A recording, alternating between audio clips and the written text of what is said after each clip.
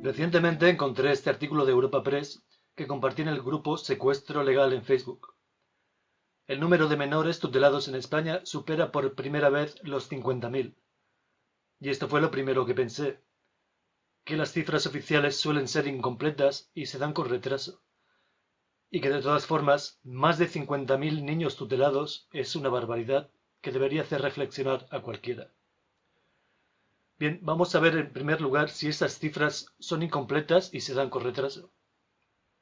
Europa Press publica la noticia el 26 de enero de 2021. El informe al que se refiere es el Boletín de Datos Estadísticos de Protección a la Infancia número 22, con fecha de actualización 20 de diciembre de 2020, y los datos que ofrece son los que corresponden al año 2019. Luego, en 2021 es que conocemos los datos de 2019. Algo de retraso sí hay. Pero ¿serán estas cifras completas y fidedignas? Pues tratándose de los datos oficiales seguramente se deben elaborar con extrema precisión, ¿verdad? Veamos qué nos dicen en el propio informe. Nos dicen que recogen los datos mediante un formulario, que cada comunidad autónoma aporta los datos que estima oportunos, que si no los aporta, pues nada. Y efectivamente nos confirman que algunos apartados no han sido cumplimentados por algunos operadores de algunas comunidades autónomas y el análisis de los datos no puede ser todo lo riguroso que sería deseable. Bueno, pues a saber cuántos niños estarán en manos del Estado en 2021. En todo caso, si fuesen 50.000 es una barbaridad. ¿Y si imaginamos que esos 50.000 niños tienen una madre? ¿Y si tuviesen un padre, un hermano, 4 abuelos, 5 tíos, 6 primos? ¿Cuáles son las cifras del dolor? ¿Cuántas personas se ven directamente afectadas por esta lacra en este país? ¿Y en Europa? ¿Y en el mundo? De nuevo, centrándonos en España, sabemos y está abiertamente admitido que los servicios sociales se hacen cada mes con entre 4.000 y 9.000 euros por niño tutelado. Digamos que una media de 6.000 euros. Multiplicado por los 50.272 niños tutelados que nos dicen que había en 2019,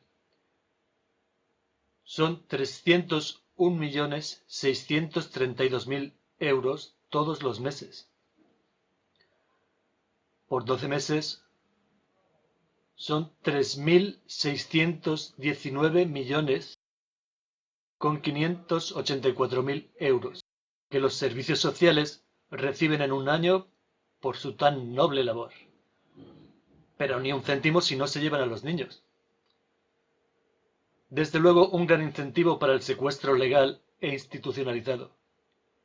Y desde luego que deben aprovechar muy bien hasta el último céntimo, aunque no sabemos muy bien en qué lo emplean cuando vemos cosas como estas.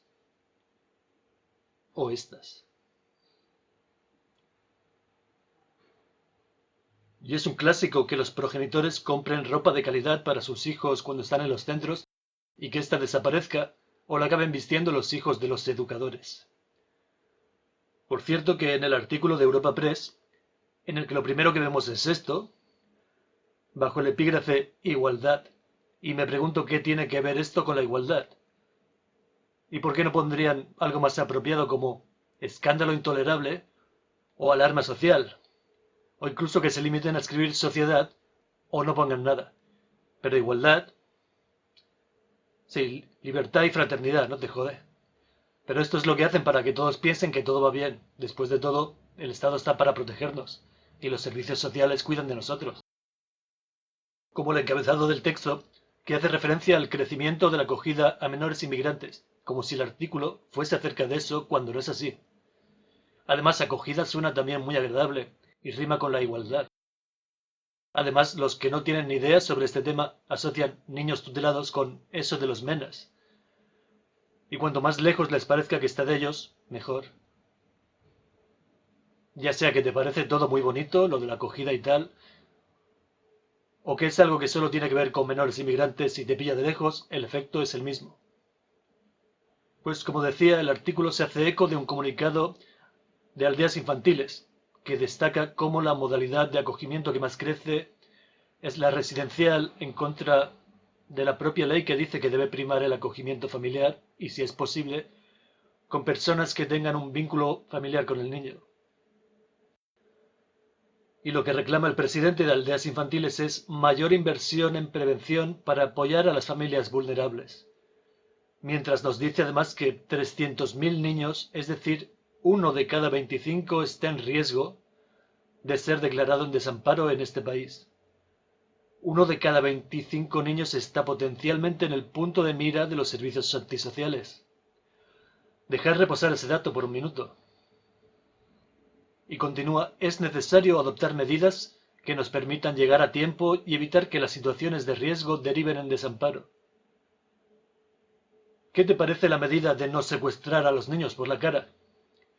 ¿Qué tal si dejáis de arrancarlos de sus madres y de sus familias? Vamos a analizar esto porque es escandaloso. Y es lo de siempre, las buenas palabras y la manipulación para hacer ver lo buenos que somos y cómo proponemos ideas para reducir el gasto público y evitar a los niños el trauma de la separación familiar. Eso sí, el gasto por delante. Como que lo primero que menciona es mayor inversión. ¿Te parecen pocos 3.619.584.000 euros anuales como inversión para tener además a los niños en condiciones deplorables en muchos casos?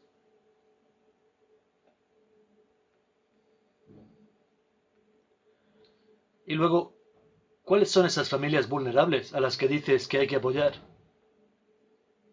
Es decir, ¿por qué dices que hay 300.000 niños en riesgo de desamparo? ¿Cuáles son esas vulnerabilidades? ¿Cuáles son esos riesgos? ¿Se está refiriendo el señor Pedro Puig, presidente de Aldeas Infantiles, a familias con una economía precaria, por ejemplo? A pesar de que la propia ley prohíbe expresamente declarar a los niños en desamparo por motivos de pobreza. Como veíamos en el vídeo anterior, esa modificación de la ley es meramente por razones cosméticas, para que nadie pueda decir que separan a los niños de sus progenitores por motivos económicos, aunque es obviamente lo que hacen, y les basta simplemente con expresarlo de otra manera. Familias vulnerables, situaciones de riesgo, entorno poco adecuado. Y aquí lo está admitiendo el presidente de Aldeas Infantiles, como antes vimos admitirlo al fiscal de menores Díaz Capa y a la directora del Centro Puig des Bous. Es decir, no solamente su ley, por llamarla de alguna manera, es totalmente ilegítima, contraria al sentido común, a la ética y a la humanidad, sino que además nos dicen abiertamente que se pasan los límites de su propia ley por el arco del triunfo. Y no solo eso, sino que la sociedad adormecida no se da por enterada, y los que llegan a enterarse dan muestras de total indiferencia.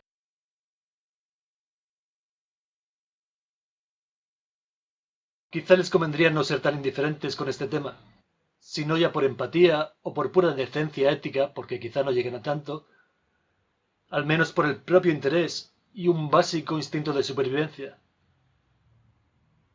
Pues piensen que esos niños que están en peligro de perder a sus padres, esos padres y madres que están en peligro de perder a sus hijos a manos de los servicios sociales, no están todos ellos en una situación de pobreza, ni siquiera de precariedad, que esos riesgos y esas vulnerabilidades son las de madres solteras, las de mujeres que han sufrido malos tratos, las de madres y padres en una separación conflictiva, los riesgos de ser falsamente y anónimamente acusados de cualquier cosa por parte de ese familiar con el que no nos llevamos bien, o por parte de un vecino o de cualquiera, o por una apreciación subjetiva en la escuela o en una revisión médica. En realidad, son muy pocos los que pueden considerarse a salvo, y las cifras del dolor aumentan año tras año.